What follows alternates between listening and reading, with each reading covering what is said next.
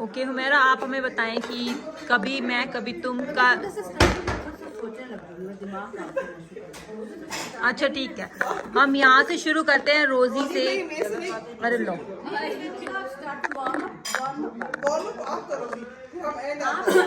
अच्छा ऐसे करना, रोजी ने देखा है ड्रामा तो रोजी पूछती है कि रोजी आप पूछो हुमैरा कि इनका क्या उसके बारे में थॉट्स हैं, कभी मैं कभी तुम के बारे में। मैं ही पूछती हूँ, ड्रामे में सबसे अच्छी चीज क्या लगी थी? मुझे तो अभी पता लगा कि हीरोइन का नाम शर्जीना था। तो बहुत नेचुरल मुझे इतना ड्रामा अच्छा लगा कि हीरोइन का नाम भी मैं भूल चुकी थी, लेकिन इतना मुझे पता है ड्रामा जब मैं देखी तो बहुत एंजॉय किया। मुझे भी अच्छा ये चीज कहीं कहीं बाउंड्रियाँ ठीक होता है ड्रामे का हिस्सा होती है, लेकिन इसमें रेशो बाउंड्री की ज़्यादा ये इसमें खूब और जो हीरोइन थी उसने बड़ी नेचुरल एक्टिंग की थी और उसने जीरो मेकअप या जो भी नेचुरल मेकअप। जो उसका बड़ा भाई था क्या नाम था उसका? Good looking man, yes good looking man. Adeel के बारे में आपका क्या ख्याल है? उसकी वाइफ का नाम भी बताएं भाई। और अलीना नहीं रबा रुबा ओह माय गॉड। मुझे रुबाब की भी एक्टिंग बहुत अच्छी है। हाँ रुबाब इज आउटस्टैंडिंग। मेरा ख्याल है शर्जीना के बाद रुबाब। नहीं शर्जीना से पहले रुबाब की बहुत अच्छी है। कहीं बहुत फेक कर जाती थी, बहुत ही वो मतलब मुझे। लेकिन शर्जीना की थी भी तो मेन कैरेक्टर ना, तो उसमें उसके पास वो था कि काफी ज्यादा हो सकती थी गलती। या बात का ये था कि जब उसको देखा तो उसने एक्टिंग की थी ना, क्योंकि उसका पुराना ड्रामा याद आ गया तो वो स्टाइल लगा। उसने एक ड्रामा में वो बनी थी राजस्थान वाली। हाँ राजस्थानी, वो यूएस में थिएटर करती है। लेकिन अभी तो उसके बारे में बात हो रही है। अभी तो हम मैं कभी कभी तुम। मुझे उसकी ना जो थी क्या रुबाब के ना, ये मतलब उसमें उसने इसने भी पहले भी ये बात कही थी कि जिस तरह से वो अपने रोल के हिसाब से उसका बोलना और वो जिस तरह से मतलब एक वो सही लग रही थी कि हमारे ड्रामों में दिखाते हैं ना, हाई क्लास की लड़की दिखाते हैं, कहीं ड्रेस से मार खा जाती है, कहीं बोलने चलने से मार खा जाती है, वो हर चीज उसकी बड़ी फिट जा रही थी, ड्रेसेस भी और उसने खुद किया। मुझे फाद मुस्तफा अच्छा लगा। फाद मुस्तफा हर जगह पर उसने, जैसे उसका भाई आया था उसको कहने के लिए, उसको लगा कि ये सही मौका नहीं है, उसने निकाल दिया अपने भाई को। उसने ये ख्याल नहीं किया कि मेरा बड़ा भाई है तुम, क्योंकि उसके बड़े भाई ने उसको रिस्पेक्ट नहीं की थी। उसके बड़े भाई ने कहा था ना कि तुम कौन हो, क्या कर सकते हो, कुछ नहीं। तो उसी तरीके से मुझे ये अच्छा लगा कि कहते हैं ना जैसे को तैसा, उसका अगर वो रिस्पेक्ट कर लेता तो वो बात नहीं रहती। लेकिन उसने अच्छा किया था फाद मुस्तफा ने कि उसके अपने भाई को निकाला था अपने घर से कि ये तुम जिस औकात के हो उसी पे रहो। मुझे फाद मुस्तफा की ये बात अच्छी लगी थी।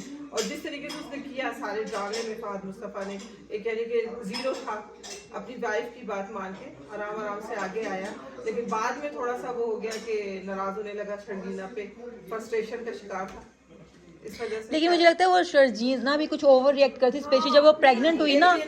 हाँ उसने बहुत ओवर किया। प्रेगनेंसी में मूड स्विंग नहीं, एक सीन में चाहे मैं ये देख रही थी कि उसको कॉल करनी थी, वो इतनी नाराज थी कि उसको कोई प्रॉब्लम हुई, और भी तो कितने लोग थे उसको जानने वाले, किसी और को भी कॉल कर सकती थी। वो करती है ना, माँ भी नहीं होती, माँ भी बाहर निकली होती है। जब उसने इसलिए मैं बताऊं क्योंकि शर्जीना ने इसलिए किया था क्योंकि वो उसको फाद मुस्तफा को पसंद नहीं था। फाद मुस्तफा को ये नहीं पसंद था कि वो बार बार अपनी माँ को कॉल करे या अपने बाप को कॉल करे। और लेकिन उसको ये था कि मेरा जो काम यानी अपने शौहर की वजह से, क्योंकि शौहर को वो लिख के देती थी, नोट लिख के देती थी, सिर्फ इसीलिए लिखी थी कि ये मेरे बाद में पढ़ेगा, अभी पढ़ लेगा, आके पढ़ेगा। लेकिन वो नहीं पढ़ सका, बिजी था। वो चाह रहा था कि मैं इसको अच्छी सी लाइफ दूं जो मैंने नहीं गुजारी है, मेरा बच्चा ना गुजारे। लेकिन शर्जीना दूसरे उसमें थी, एक जगह पे शर्जीना भी ठीक थी, दूसरी जगह पे फाद मुस्तफा भी ठीक था। ये दिखाया था। मेरा एक वो है कि मुझे शर्जीना पे एतराज था एक जगह पे कि भाई जब वो ये चाहती थी कि वो चाहती थी कि वो कुछ करे, होती है ना, मैं चाहती हूँ कि तो that's what he was trying to do, वो मेहनत उसके लिए कर रहा था। तो वो समटाइम वो थी मुझे वो वाला मुस्तफा चाहिए, वो वाला, तो तुम्हें कौन सा वाला मुस्तफा चाहिए, जो बेनकारा था वो वाला चाहिए तुम्हें? तो उस तरह मुझे समझ नहीं आई थी कि Sharjeena I understand. she fell in love with that Mustafa, not this Mustafa. लेकिन मेरी बात हो गई, वो तो बात मेहनत जो जो पहले वाला मुस्तफा था प्रैक्टिकल तो नहीं था ना वो नहीं था, but she liked that Mustafa better. लेकिन वो बताए मुझे जहाँ तक लगता है वो इस तरह से कि अक्सर ऐसा होता है कि हम कुछ होते कुछ और है, जब आगे जाना शुरू होते हैं चेंज हो जाता है, तो उसके लिए वो एक्सपेक्ट नहीं कर रही थी कि ये मुझे टाइम दे सकेगा या मेरे मेरे पास ख्याल से जो ये सबके जहनों में चीजें आई थी ना कि जो शर्जीना और उनका जो दरमियान में कम्युनिकेशन खत्म हो गई, तो वो आखिरी किस्त में जो आखिरी के 5 मिनट हैं उसमें उन्होंने उन चीज़ों को एड्रेस किया जो हम सबके सवाल आते हैं कि देखा उस वक्त ये था, तुम्हें ये था, और वो नोट्स वगैरह जो बाद में पढ़ता है सारा कुछ वो जो उसमें उसमें खास आखिरी किस्त में उन्होंने उसको कवर कर लिया जो हम सबके जहनों में सवाल थे कि शर्जीना ऐसे क्यों वो बिहेव कर रही थी और वो ऐसे क्यों कर रहा था।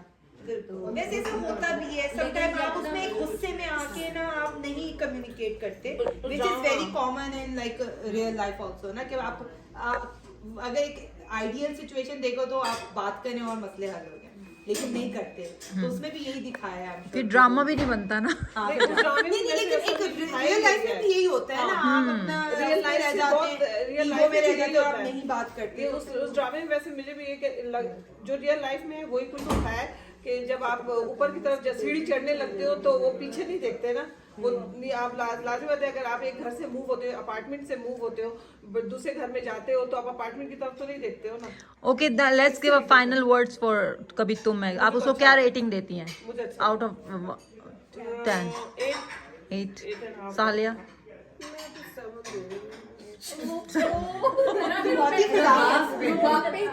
यार आप क्या बोलोगे? It was a very common story जिसको इतना ओवररेटेड कर दिया था ना लोगों ने कि हर बंदा टिकटॉक पे भी वही बात कर रहा है, हर बंदा हर बात, हालांकि कोई इतनी कोई डिफरेंट इसकी वजह मैं बताती हूँ।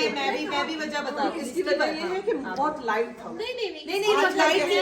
इसकी वजह ये खत्म थी कि करना है फहद मुस्तफा की और मेरे पास तो हानिया आमरी की फैन ओके, हाँ ये भी एक था।